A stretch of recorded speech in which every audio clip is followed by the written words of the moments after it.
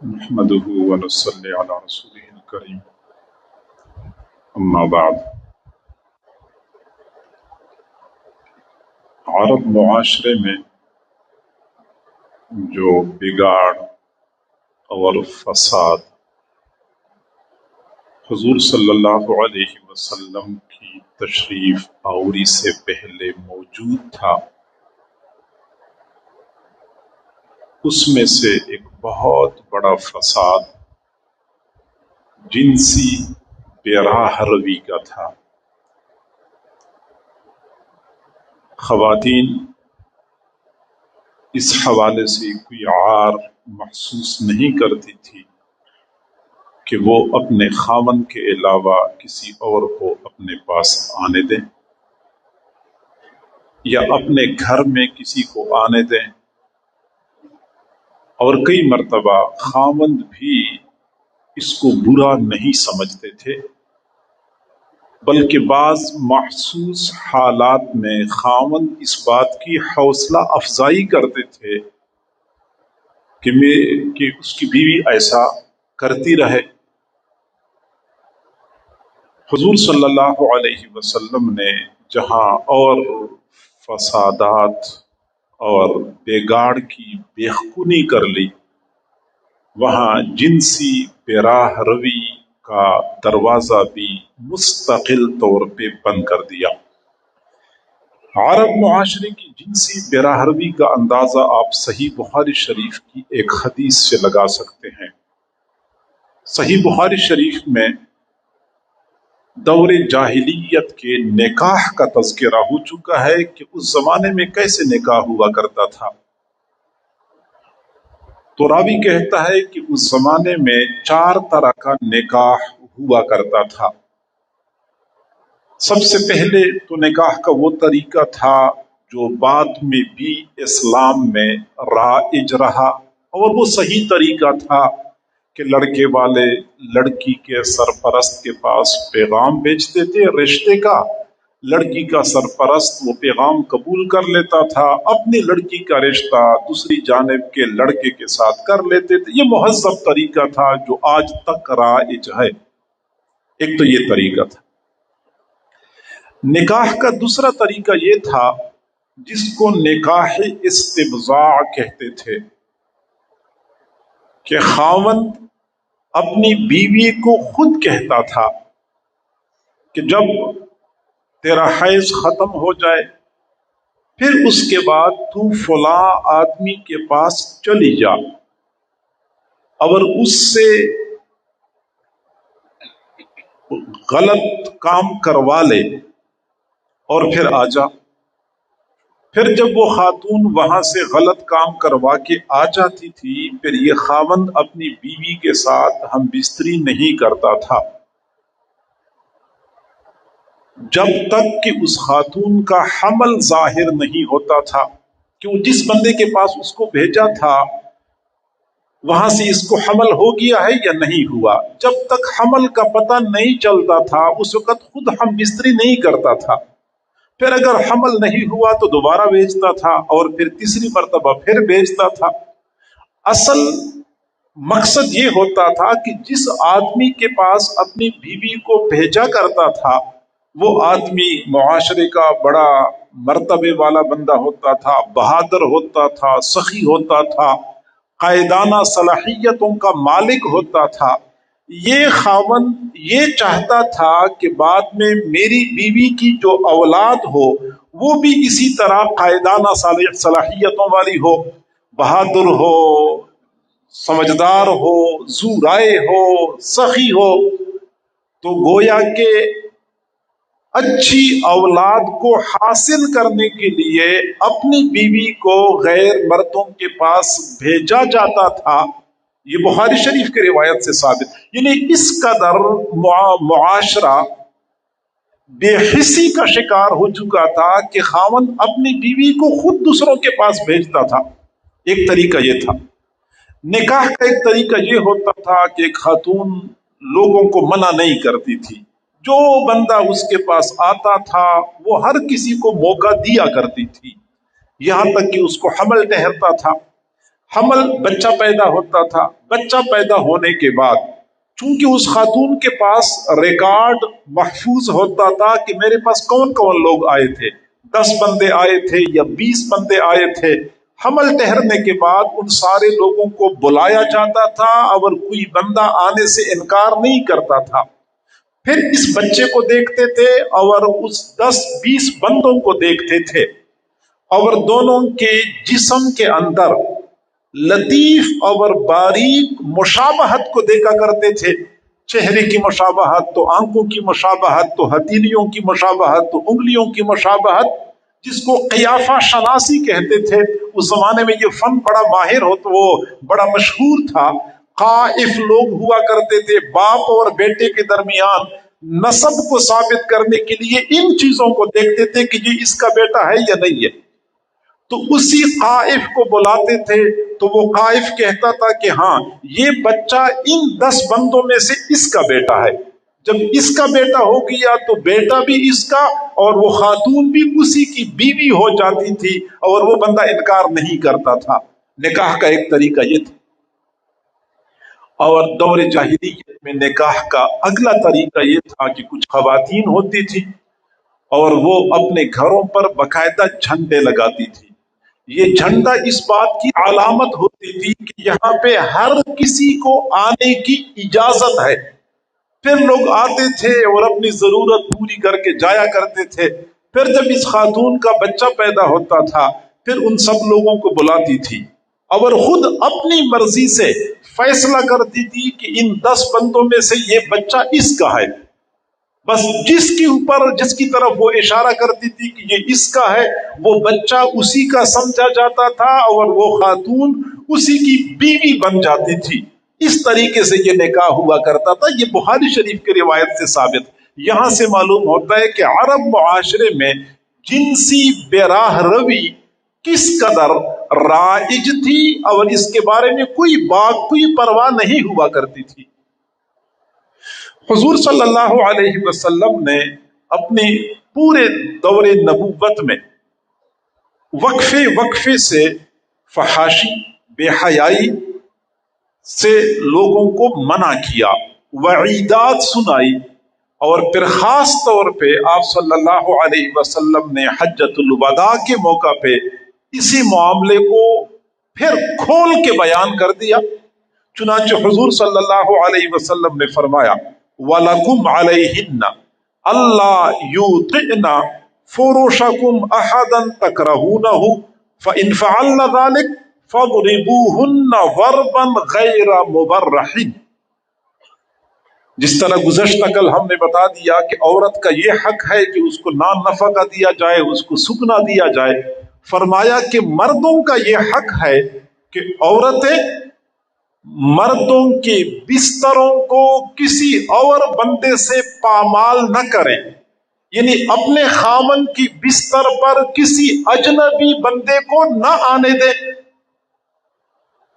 اب یہ تو حضور صلی اللہ علیہ وسلم نے اصول بتا دیا۔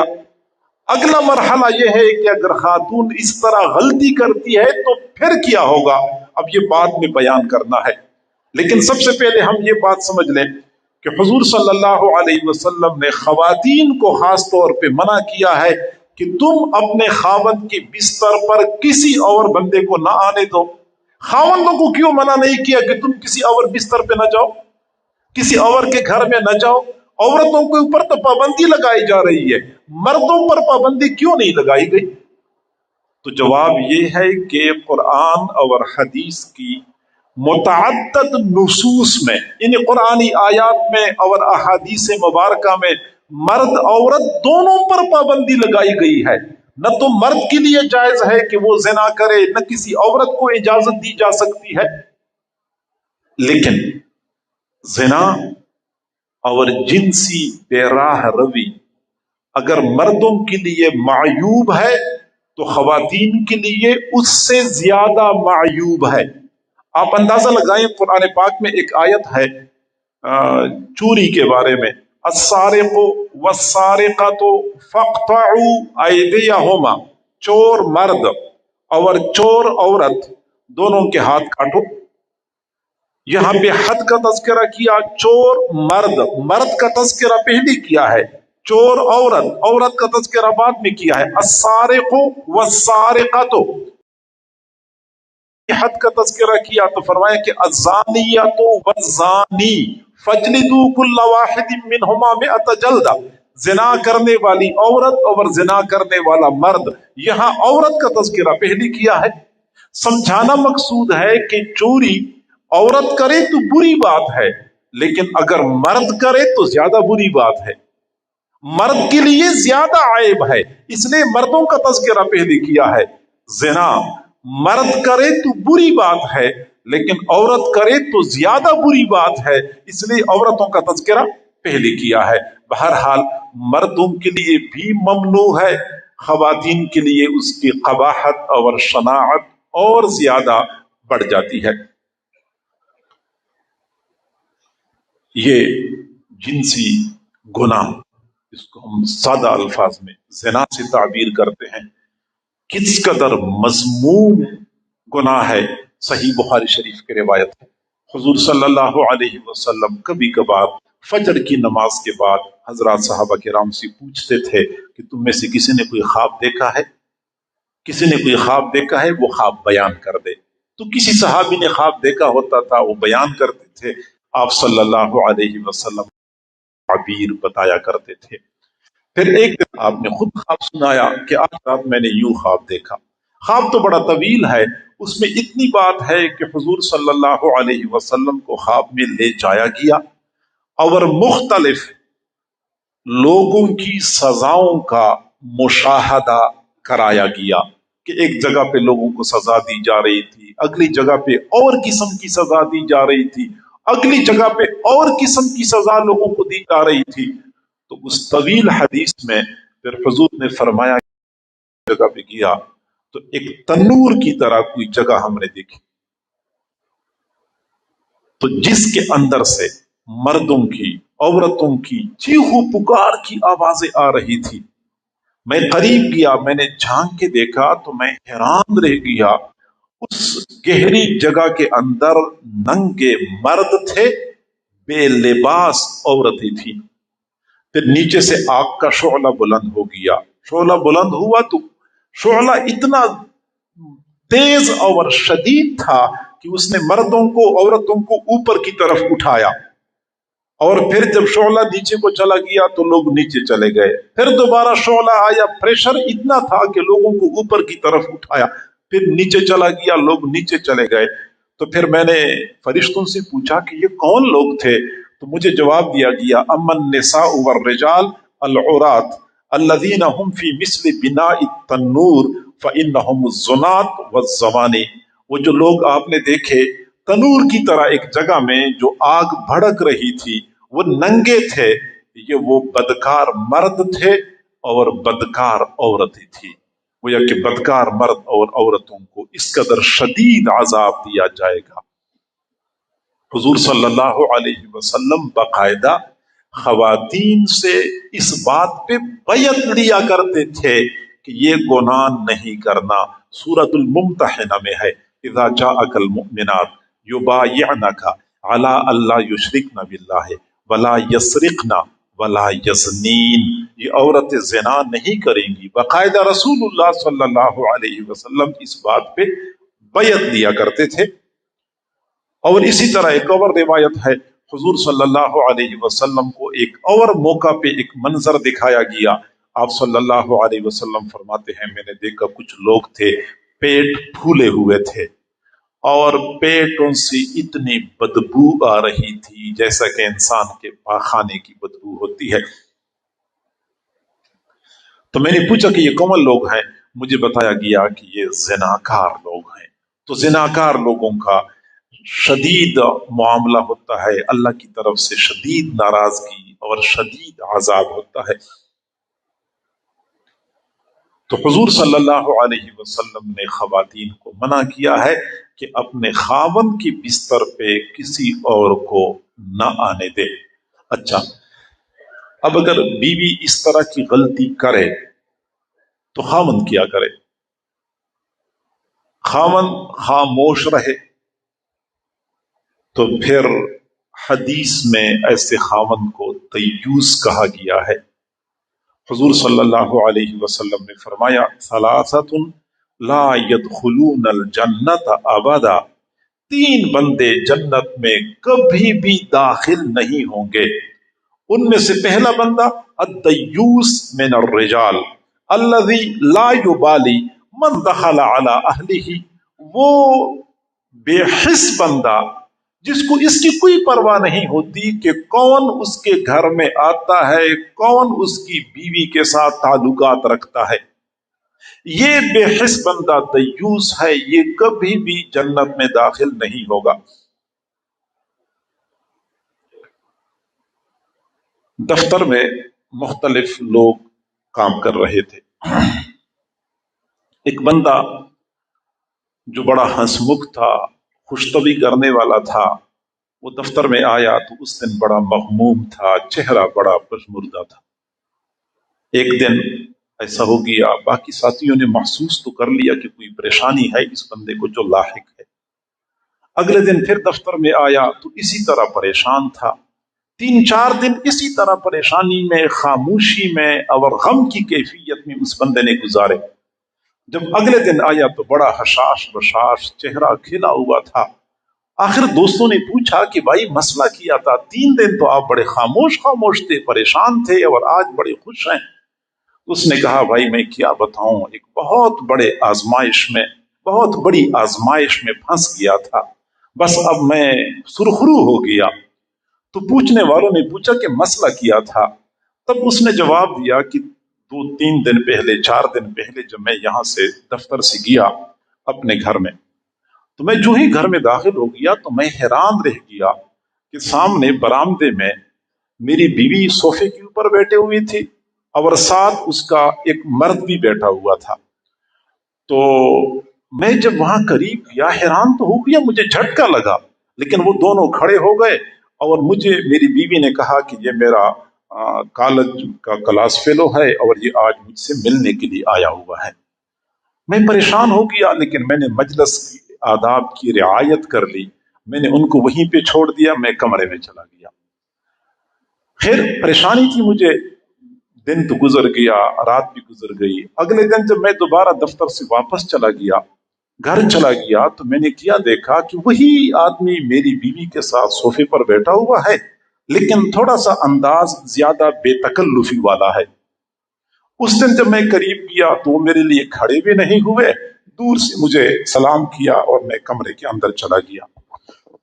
اب یہ سلسلہ بڑھتا گیا اور میری پریشانی میں اضافہ ہوتا گیا۔ میں سوچ رہا تھا کہ یا اللہ میں کیا کروں، یہ مسئلہ کیسے حل ہو سکتا ہے۔ آخر کار کافی سوچ بچار کے بعد میں نے آخری قدم اٹھا لیا اور مسئلہ ہی حل کر دیا۔ تو دوستوں نے پوچھا کہ آپ نے اس آدمی کو قتل کر دیا؟ اس نے کہا نہیں، میں اتنا قدامت پرست ہوں کہ اس طرح بندے کو قتل کروں۔ اچھا آپ نے بیوی کو طلاق دے دی؟ کہتے میں بیوی کو طلاق دے دوں، میرا دماغ خراب ہے، وہ اتنی اچھی ہے اور اتنی باوفا ہے۔ اچھا تو پھر تو نے کیا ہے کہ آپ کہتے ہیں کہ میں نے مسئلہ ہی حل کر دیا؟ تو اس نے کہا کہ میں نے برآمدے سے وہ صوفہ ہی اٹھوا دیا جس پر وہ بیٹھا کرتے تھے، اڈا ہی ختم کر دیا۔ تو کچھ لوگ ایسے ہوتے ہیں کہ اس طریقے سے مسئلے کا حل تلاش کر لیتے ہیں کہ صوفہ ہی اٹھوا دیا جائے، باقی پرواہ نہیں ہے۔ یہ وہ لوگ ہوتے ہیں جو بے حس ہوتے ہیں، ان کو احساس نہیں ہوتا کہ میری بیوی کے پاس کون آتا ہے اور کون جاتا ہے۔ نہیں، شریعت اس بات کی اجازت نہیں دیتی۔ شریعت غیرت کو پسند کرتی ہے، اور غیرت کیسی ہوتی ہے؟ صحیح بخاری شریف کی روایت ہے، حضور صلی اللہ علیہ وسلم نے فرمایا کہ میں نے خواب میں جنت کو دیکھا، جنت میں ایک عالیشان محل دیکھا، اور محل کے پہلو میں ایک نہر کے کنارے ایک خاتون تھی جو وضو کر رہی تھی۔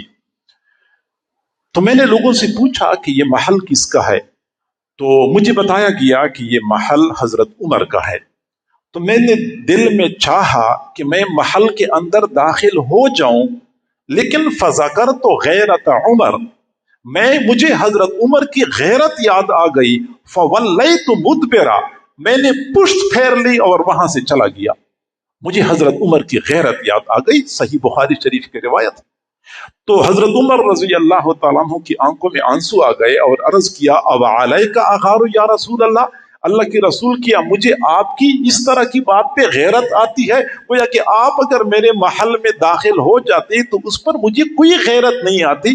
گویا کہ رسول اللہ کا معاملہ تو عام لوگوں کے معاملے سے الگ ہے، منفرد ہے، لیکن حضور صلی اللہ علیہ وسلم نے نہ صرف یہ کہ حضرت عمر کی اس غیرت کو پسند کیا، بلکہ اس غیرت کا خیال بھی رکھا کہ اگرچہ جنت میں تو ابھی تک محل خالی ہے، لیکن پھر بھی حضور صلی اللہ علیہ وسلم نے حضرت عمر کی غیرت کا لحاظ کرتے ہوئے محل کے اندر داخل ہونے کی کوشش نہیں کی۔ لگتا یہ ہے کہ غیرت پسند ہے۔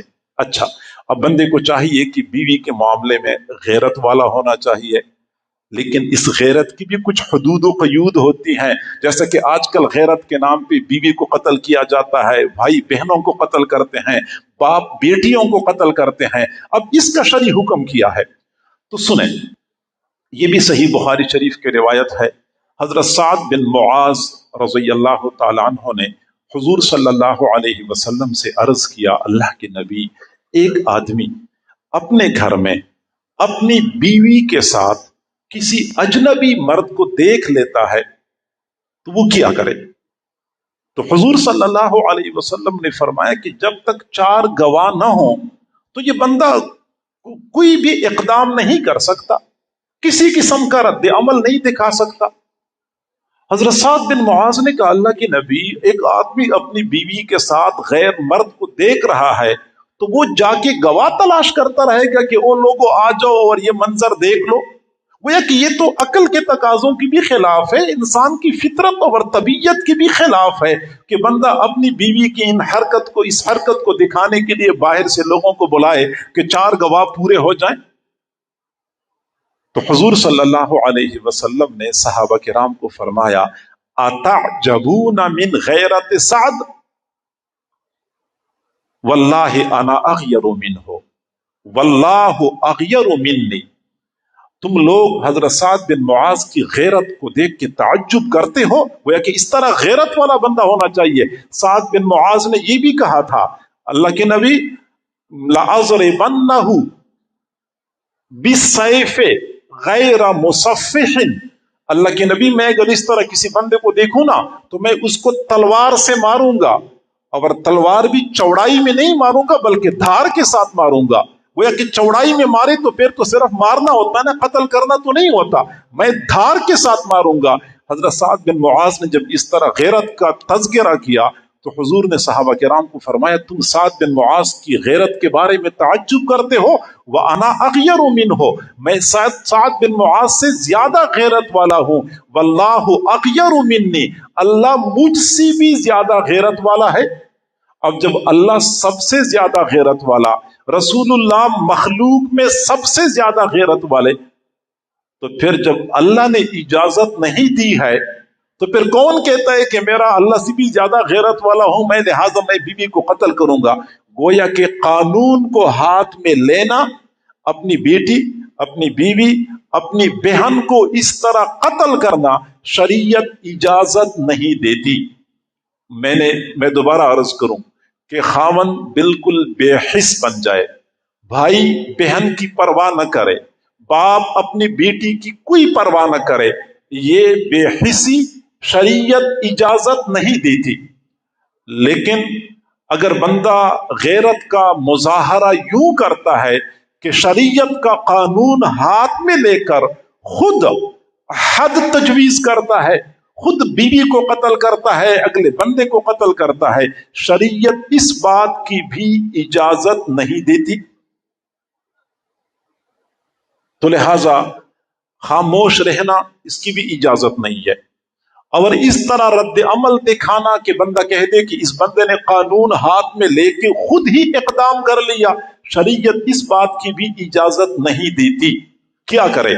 تو حضور صلی اللہ علیہ وسلم نے فرمایا، فَإِن فَعَلْنَ ذَلِكَ، اگر خواتین یہ کام کریں، فَضْرِبُوهُنَّ ضَرْبًا غَيْرَ مُبَرَّحٍ، تو تم ان خواتین کو مارو، ان کی پٹائی کرو، لیکن پٹائی بھی ایسی نہیں جس طرح کی جانوروں کو مارا جاتا ہے، اس کی بھی کچھ حدود و قیود ہیں۔ اب سمجھ لیں کہ خاوند بیوی کو مار سکتا ہے محدود صورتوں میں، محدود طریقے سے۔ دو صورتوں میں خاوند بیوی کو مار سکتا ہے۔ ایک اس صورت میں جب عورت جنسی بے راہ روی کا مظاہرہ کرے تو خاوند بیوی کو مار سکتا ہے۔ دوسرا یہ کہ بیوی خود خاوند کی توہین اور تذلیل کرنا شروع کر دے، خاوند کو گالی دینا شروع کر دے، خاوند کی بے عزتی کرنا شروع کر دے، بلکہ کئی مرتبہ بیوی خود خاوند کے اوپر ہاتھ اٹھاتی ہے، پھر اس صورت میں خاوند کو اجازت ہے کہ وہ اپنی بیوی کی پٹائی کرے۔ ایک تو جنسی بے راہ روی کی صورت میں، دوسرا خاوند کی تذلیل اور بے عزتی کی صورت میں۔ ایک عورت کے لیے خاوند کس قدر معزز اور محترم ہوتا ہے، ایک عورت کے اوپر خاوند کی تعظیم کا کس قدر لحاظ کرنا لازم ہے۔ حضور صلی اللہ علیہ وسلم نے فرمایا لو امرت احدا ان يسجد لاحد لامرت المرأة ان تسجد لزوجها، اگر میں کسی کو کسی کے سامنے سجدہ کرنے کی اجازت دیتا یا حکم دیتا تو میں عورت کو حکم دیتا کہ وہ اپنے خاوند کے سامنے سجدہ کرے۔ یعنی تعظیم کا اس سے اوپر کا درجہ ممکن ہی نہیں ہے۔ حضور نے فرمایا کہ اگر گنجائش ہوتی تو میں عورت کو حکم دیتا کہ وہ اپنے خاوند کے سامنے سجدہ کرے۔ حضرت عائشہ صدیقہ رضی اللہ تعالیٰ عنہ نے ایک مرتبہ خواتین کو خطاب کر کے فرمایا تھا کہ یاد رکھو اپنے خاوندوں کے حقوق، ان کی تعظیم کو سمجھو۔ اگر آپ لوگوں کو پتہ چل جائے کہ خاوند کی کتنی تعظیم عورت پر لازم ہے، اگر آپ لوگوں کو پتہ چل جائے تو آپ لوگ اپنے خاوند کے پاؤں سے اپنے رخسار کے ذریعے مٹی کو صاف کرنا اپنے لیے سعادت سمجھو گی۔ خاوند کے پاؤں کو مٹی لگی ہے، اب مٹی کو صاف کرنے کے لیے آپ ہاتھ بھی استعمال کر سکتی ہیں، آپ تولیہ استعمال کر سکتی ہیں، لیکن آپ سعادت سمجھیں گی کہ اپنے خاوند کے پاؤں سے اپنے رخسار کے ذریعے مٹی کو صاف کر دو۔ خاوند کی تعظیم، اگر عورت خاوند کی تعظیم نہ کرے تو خاوند اس کی پٹائی کر سکتا ہے۔ عورت جنسی بے راہ روی کا شکار ہو جائے تو پھر خاوند اس کی پٹائی کر سکتا ہے۔ یہ تو دو صورتوں میں اجازت ہے۔ طریقہ کیا ہونا چاہیے؟ طریقہ یہ ہونا چاہیے کہ پہلے مرحلے میں پٹائی نہ ہو، بلکہ پہلے مرحلے میں اس کو سمجھایا جائے۔ اس کو بات سمجھ نہ آئے تو خاوند ناراض ہو جائے، ناراضگی سے بات نہ بنے تو خاوند بستر ہی الگ کر دے، کمرہ ہی الگ کر دے۔ کمرہ الگ کر دیا، بستر الگ کر دیا، یہ زیادہ ناراض ہونے کی نشانی ہوتی ہے۔ اگر اس سے بھی بات نہ بنے پھر آخری مرحلہ یہ کہ پھر خاوند اپنی بیوی کی پٹائی کرے، مارے، ضرب۔ لیکن ضرب میں حد یہ ہونی چاہیے کہ ایسے نہ مارے کہ جسم پر نشانات پڑ جائیں، دوسرا یہ کہ ایسے نہ مارے کہ ہڈی کا نقصان ہو جائے، ایسے نہ مارے کہ پیٹ میں لات مارے اندر کی نظام کو متاثر کر دے، چہرے پہ نہ مارے۔ یہ حدود و قیود ہیں۔ مرد غصے سے پاگل ہو جاتا ہے اور وہ بیوی کو جانوروں کی طرح مارتا ہے، شریعت اس کی اجازت نہیں دیتی۔ چہرے پہ نہ مارے، اس قدر شدید نہ مارے کہ جسم پہ نشانات پڑ جائیں، ایسے نہ مارے کہ ہڈی کا نقصان ہو جائے، ایسے نہ مارے کہ پیٹ کے اندر کا نقصان ہو جائے۔ اس کے علاوہ اصل میں ہوتا کیا ہے، یہ مار جو ہوتی ہے یہ تعذیباً نہیں ہوتی، بلکہ اپنی ناراضگی کا اظہار کا ایک ذریعہ ہوتا ہے۔ جانور کو مارتے ہیں نا، جانور کو مارتے ہیں سزا کے طور پہ یا آئندہ کے لیے روکنا مقصود ہوتا ہے۔ انسان کو اگر بندہ مارے تو صرف اس لیے مارتا ہے، اس کو بتانا ہوتا ہے کہ میں ناراضگی کی انتہا کو پہنچ چکا ہوں، یعنی ناراضگی کا اظہار کرنا ہوتا ہے۔ سادہ انداز سے بندہ بولنا بند کرے، یہ کم ناراضگی ہے۔ بستری الگ کر دیا، یہ کم ناراضگی ہے۔ لیکن جب بندہ ہاتھ اٹھاتا ہے اس کا مقصد یہ ہوتا ہے کہ میں ناراضگی کی انتہا کو پہنچ چکا ہوں، صرف اس کا اظہار کرنا ہوتا ہے۔ اس کے اظہار کے لیے ہاتھ اٹھانا اور ہلکا سا تھپڑ مارنا بھی کافی ہوتا ہے، احساس دلانا ہوتا ہے، اور کوئی مقصود نہیں ہوتا، تو لہٰذا اتنا اس کو مارا جا سکتا ہے۔ اچھا، اب میں اگلی بات عرض کروں کہ یہ تو اس صورت میں ہے جب خاوند اس پر مطمئن ہو جائے اور گویا کہ خاوند کو امید ہو کہ آگے بیوی باز آ جائے گی۔ لیکن اگر خاوند نے اگلا راستہ اختیار کرنا ہے، پھر اس کے لیے لعان کا طریقہ ہے، وہ لعان کا مستقل حکم ہے جو قرآن مجید میں بیان ہو چکا ہے۔ وہ اس وقت چونکہ ہمارے پاس وقت تھوڑا ہے، میں اس کو درمیان میں نہیں لا سکتا۔ بہرحال حضور صلی اللہ علیہ وسلم نے یہ حکم دیا ہے کہ تم عورت کو مارو، اور لیکن مار میں یہ حدود و قیود ہیں جو میں نے پہلے بتا دی۔ اب یہاں ایک مسئلہ سمجھ لیں کہ کئی سارے لوگ اس بات کو عقل کے تقاضوں کی یا انصاف کے تقاضوں کے خلاف سمجھتے ہیں کہ مرد کو یہ اختیار کیوں دیا گیا ہے کہ وہ عورت کو جسمانی طور پہ تأدیب یا تشدد کا نشانہ بنائے۔ یہ اختیار مرد کو نہیں ہونا چاہیے۔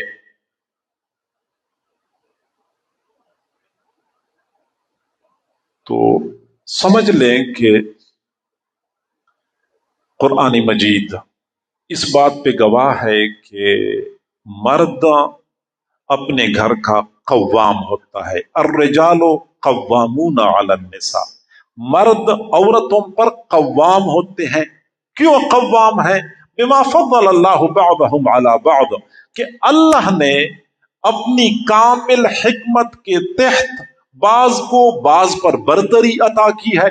تو اللہ نے مردوں کو برتری عطا کی ہے، ایک تو یہ وجہ ہے۔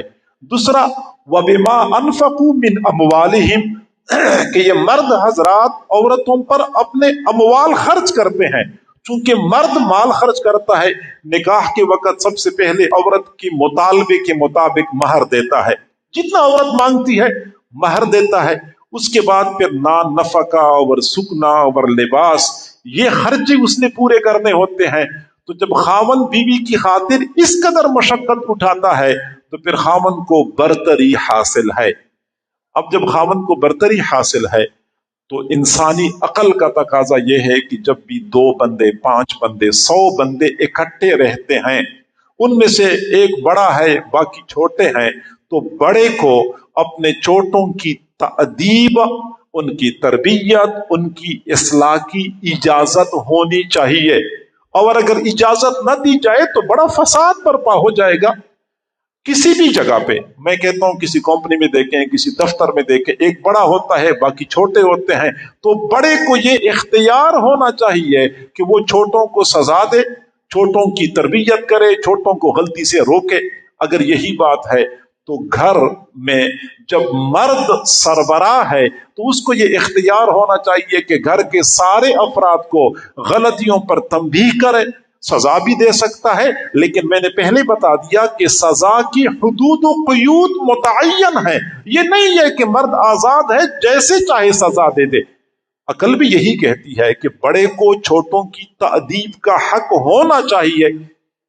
شریعت نے حق دیا ہے اور یہ حق حدود و قیود کے اندر ہے۔ یہ تو میں نے قرآن کا اصول بتا دیا کہ مرد کو برتری حاصل ہے، ایک تو تکوینی طور پہ برتری حاصل ہے، دوسرا یہ کہ مرد اپنا مال پیسہ خرچ کرتا ہے، اس لیے اس کو حق حاصل ہے۔ لیکن جیسے وہ لوگ کہتے ہیں کہ نہ مارے، چلو خاوند بیوی کو نہیں مارتا، بیوی بیرہ روی کا شکار ہو گئی، خاوند خاموش رہے۔ اگر خاموش رہتا ہے دیوس بنتا ہے، اور انسان کی فطرت بھی یہ برداشت نہیں کرتی کہ بیوی کے ساتھ کوئی اور بندہ، بیوی کے معاملے میں کوئی اور بندہ شریک ہو جائے، تو خاوند کیا کرے گا؟ طلاق دے گا نا۔ آخری کام تو یہی ہے کہ مار بھی نہیں سکتا، گولی مارنا تو بہت دور کی بات ہے، وہ تو شریعت بھی اجازت نہیں دیتی، طلاق دے گا۔ اور اگر اس طرح کی حرکت پر طلاق کا سلسلہ شروع ہو جائے تو پھر جو معاشرے کے اندر فساد اور بگاڑ برپا ہوگا اس کا پھر بندہ تصور نہیں کر سکتا۔ اور جن معاشروں میں خاوندوں کے لیے بیوی پر ہاتھ اٹھانا کی گنجائش نہیں. یہ قانون کی روح سے ان معاشروں کے اندر جو طلاق کی شرح خطرناک حد تک پہنچی ہوئی ہے، اور ان معاشروں کے اندر اخلاقی بے راہ روی جس مرحلے تک پہنچ چکی ہے، واقعی انسان پریشان ہو جاتا ہے. تو لہٰذا میں یہ کہتا ہوں کہ جیسے یہ لوگ کہتے ہیں کہ خاوند بیوی کو نہ مارے، چلو بیوی کو نہیں مارتا طلاق دے گا، طلاق دے دی، طلاق دے دی. اب ذرا آپ اپنے معاشرے کی اوپر نظر ڈالیں کہ کنواری لڑکیاں، پڑھی لکھی، عقل کی اچھی، شکل کی اچھی، تعلیم یافتہ، تربیت یافتہ لڑکیوں کی عمریں گزر جاتی ہیں، مناسب رشتے نہیں ملتے. پھر یہ مطلقہ عورت، خاص طور پہ جب اس کے بچے بھی ہوتے ہیں، تو پھر ایسی عورت کا رشتہ کہاں سے ملے گا؟ چلو اگر مل بھی گیا تو اس کی کیا گارنٹی ہے کہ وہ بندہ اس کو نہیں مارے گا؟ رشتے کہاں ملتے ہیں؟ جب رشتے نہیں ملتے تو پھر یہ عورت یہ در در کی ٹھوکریں کھاتی رہے گی، یہ تلخ حالات کے تھپیڑے برداشت کرتی رہے گی. خاوند کی ہلکی سی مار اس سے برداشت نہیں ہو رہی تھی، اب پھر زمانے میں جب اس کو ٹھوکریں لگتے رہیں گی، پھر اس کو پتا چلے گا کہ ہاں وہ خاوند کی مار تو میرے لیے رحمت تھی، اسی خاوند نے مجھے اس قدر تلخ اور ترش حالات سے بچانا تھا. خاوند کا سایہ سر سے اٹھ جاتا ہے، میکے چلی جائے گی. تو میکے میں بھائی اور بھابھی کب تک اس کو برداشت کریں گے؟ جیسے یہ عورت ذات ہے اور خاوند کے ساتھ گزارا نہیں ہوا، تو بھابھی بھی تو عورت ذات ہے، وہ بھی اپنے خاوند سے کہہ دے گی کہ نکالو ان کو، کب تک میں ان کو کھلاتی رہوں گی. بھائی بھی کہہ دے گا کہ بہن اب میں اپنی بیوی کے سامنے مجبور اور بے بس ہوں، لہٰذا میں اپنا گھر آپ کی خاطر برباد نہیں کر سکتا، آپ اپنے لیے اور انتظام کریں. پھر یہ بیچاری دفتروں کے چکر کاٹے گی، مجھے کہیں ملازمت مل جائے، کہیں صفائی کے لیے، کہیں کسی کمپنی میں ملازمین کو کھانا کھلانے کے لیے کوئی مجھے چھوٹی موٹی ملازمت مل جائے. ادھر بچے ہیں، بچوں کے خرچے بھی اس نے برداشت کرنے ہیں، اوپر سے انتظام کوئی نہیں ہو رہا. پھر نتیجہ کیا نکلتا ہے کہ وہ خاتون اپنی بھوک، اپنی پیاس برداشت کر لیتی ہے، گرمی سردی برداشت کر لیتی ہے، لیکن چھوٹے تڑپتے بچوں کو وہ نہیں دیکھ سکتی. جب اس کے بچے بھوک سے پیاس سے تڑپ رہے ہوتے ہیں، گرمی سردی سے بچاؤ کا کوئی انتظام نہیں ہوتا، پھر یہ عورت بیچاری مجبور ہو جاتی ہے اور آخری قدم اٹھاتی ہے، اور وہ جسم فروشی کا قدم ہوتا ہے. اور آپ کو اگر اس معاشرے کے اندر کچھ معلومات ہیں کہ کچھ ایسے اڈے موجود ہیں، تو میں مانتا ہوں کہ کچھ خواتین وہ ہوں گی جو خامخواہ اس طرح کی تجارت کرتی ہوں گی، ورنہ 80-90% خواتین حالات کی وجہ سے مجبور ہوتی ہیں، اپنی ذات کی خاطر نہیں. اپنی ذات کے لیے وہ گرمی سردی برداشت کر لیتی ہیں، لیکن اپنے چھوٹے بچوں کو، چھوٹی بچیوں کو تڑپتا ہوا اور بھوک اور پیاس سے بے قرار نہیں دیکھ سکتی، پھر یہ قدم اٹھانے پر مجبور ہو جاتی ہے. نتیجہ کیا نکلا کہ معاشرے کے اندر بے حیائی و فحاشی بڑھ گئی. ہم یہ کہتے ہیں کہ خاوند بیوی کی تأدیب کرے، اور یہ تأدیب کم معاملہ ہے، لیکن اگر خاوند بیوی کو طلاق دے دے تو وہ معاملہ پھر بہت بڑا ہے، اور بیوی کے لیے اس کا نتیجہ برداشت کرنا یہ انتہائی دشوار ہوگا. لہٰذا جو لوگ کہتے ہیں کہ خاوندوں کو جو مارنے کی اجازت دی گئی ہے یہ غلط ہے، شاید یہ وہ خواتین ہوں گی جن کے اپنے گھر برباد ہو چکے ہوتے ہیں. یقین کریں، آپ ذرا مطالعہ کر لیں، ہمارے اس وطن عزیز میں کچھ ایسی تنظیمیں ہیں جو عورتوں کے حقوق کے نام کے لیے بہت چیخو پکار کرتی ہیں، اور اس میں کچھ نام بہت نمایاں نام ہیں کچھ خواتین کے جو ہمیشہ کے لیے قائدانہ کردار ادا کرتی ہیں، خواتین کے حقوق کی باتیں کرتی ہیں کہ میرا جسم میری مرضی، اور یہ مرد و زن کے درمیان مساوات ہونی چاہیے. اور انہی خواتین کی تحقیق اگر آپ کریں گے تو یہ وہ خواتین ہیں جن کے اپنے گھر اجڑ چکے ہیں، اپنے گھر برباد ہو چکے ہیں، اب وہ معاشرے سے انتقام لے رہی ہیں کہ سب کے گھر برباد کرنا چاہتی ہیں. یہ کئی مرتبہ بندہ پورے معاشرے سے انتقام لیتا ہے، ہمارا گھر تو برباد ہوا، دوسری خواتین اپنے گھر میں عزت کے ساتھ کیوں جئیں، لہٰذا ان کو بھی باہر نکالتے ہیں تاکہ ان کے گھر بھی برباد ہو جائے. تو یہ جو کہا جاتا ہے کہ مرد و زن کے درمیان مساوات ہونی چاہیے، اور جو قومیں دعویٰ کرتی ہیں کہ ہمارے ہاں مرد و زن کے درمیان مساوات ہے، وہ کھوکھلا دعویٰ ہے، غلط دعویٰ ہے۔ اعداد و شمار معلوم کر لیں، پتہ چل جائے گا کہ کہیں بھی مرد و زن کے درمیان مساوات نہیں ہے، کہیں بھی نہیں ہے۔ اب دیکھ لیں، جو جتنے کلیدی عہدے ہوتے ہیں ممالک میں، ان عہدوں میں خواتین کو شاید 10% بھی حصہ نہیں ملتا ہوگا۔ اپنے وطن عزیز میں دیکھیں، ہائی کورٹ کے جو جج ہوتے ہیں یا سپریم کورٹ کے جج ہوتے ہیں، سپریم کورٹ یا ہائی کورٹ کے جو بڑے بڑے جج ہیں، آپ معلوم کریں، ابھی گوگل سے آپ آسانی سرچ کر لیں گے کہ خواتین 10% بھی نہیں ہے۔ صرف اپنے ملک کی نہیں، پوری دنیا میں آپ تلاش کر لیں، آپ صدور دیکھیں، وزیر اعظم دیکھیں، چیف آف آرمی سٹاف دیکھیں، یہ تو آپ کو کہیں بھی کوئی خاتون نظر نہیں آئے گی۔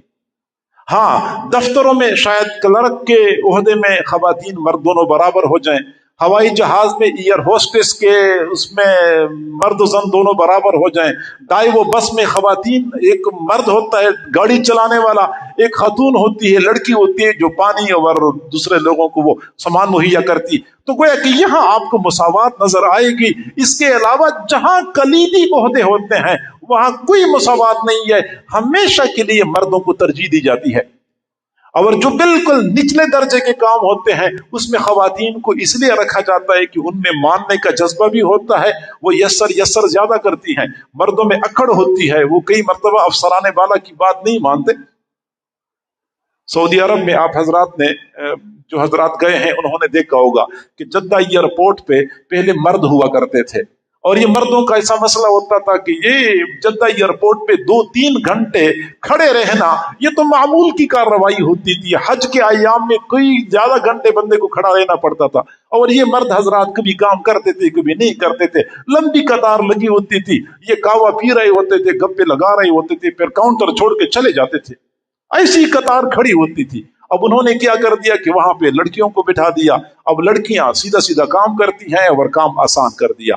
تو میرے کہنے کا مقصد یہ تھا کہ لڑکیاں جو ہوتی اس لیے رکھتے ہیں کہ وہ بات مانتی ہیں، یسر بھی کر لیتی ہیں، ان کو ڈانٹا بھی جا سکتا ہے، اور مرد جو ہوتے ہیں ان میں اکڑ ہوتی ہے، گردن میں سریا ہوتا ہے تو مشکل پیش آتی ہے۔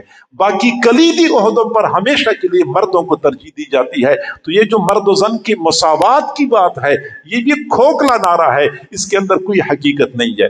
اور یہ جو کہا جاتا ہے کہ میرا جسم میری مرضی، میرا جسم میری مرضی، اس کا بھی یہی معنی ہے کہ خاوند کو میری اوپر کسی قسم کی فوقیت حاصل نہیں ہے، خاوند میرا قوام نہیں ہے، خاوند کی اپنی مرضی اور میری اپنی مرضی۔ میرے بھائیوں، یہ بھی غلط فہمی ہے، یہ بھی غلط فہمی ہے۔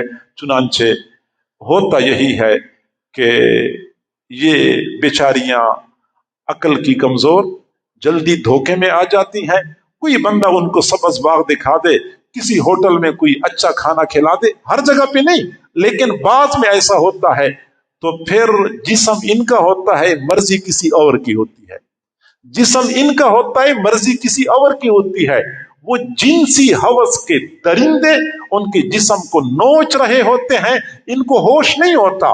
ہوش تب آتا ہے جب بہت بڑا سرمایہ ان کا لٹ چکا ہوتا ہے، ان کے پاس کچھ بھی باقی نہیں بچ چکا ہوتا۔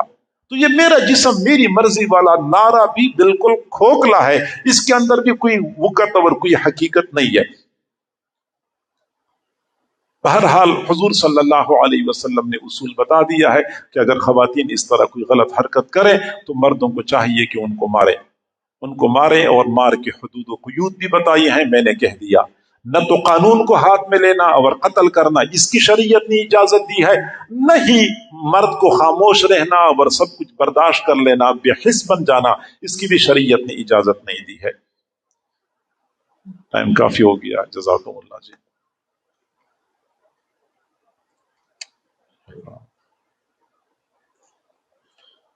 ٹائم نہیں ہے اس کا۔ یہ ہمارے ایک ساتھی، کوئی ساتھی ہیں مہد کے فاضل ہیں، وہ لاہور میں اسپتال میں داخل ہیں، ان کے لیے دعا کرتے ہیں، باقی یہ رکھ لیں پھر بعد میں اس کے جوابات دیں گے۔ آمین۔ الحمد للہ رب العالمین والعاقبۃ للمتقین والصلاۃ والسلام علی رسولہ محمد وآلہ واصحابہ اجمعین۔ کریم پروردگار، ہمارے جس ساتھی کی طبیعت ناساز ہے، اسپتال میں داخل ہیں، اللہ ان کو شفا عطا فرما، شفا کاملہ عاجلہ مستمرہ عطا فرما، نیک اعمال کے لیے صحت والی، سلامتی والی، عافیت والی لمبی زندگی نصیب فرما۔ کئی سارے دوستوں نے اپنی بیماروں کے بارے میں کہا ہے، اللہ ان تمام احباب کے بیماروں کو شفا عطا فرما۔ الہ العالمین جن ساتھیوں کے گھروں میں بیمار ہیں یا ہسپتالوں میں بیمار ہیں، اللہ عید سے پہلے پہلے سب کو شفا عطا فرما دیجئے، سب کو شفا یاب کر کے اپنے گھروں کی طرف لوٹا دیجئے، سب کے بارے میں خیر کے فیصلے نازل فرما۔ صلی اللہ تعالی علی خیر خلقہ محمد و آلہ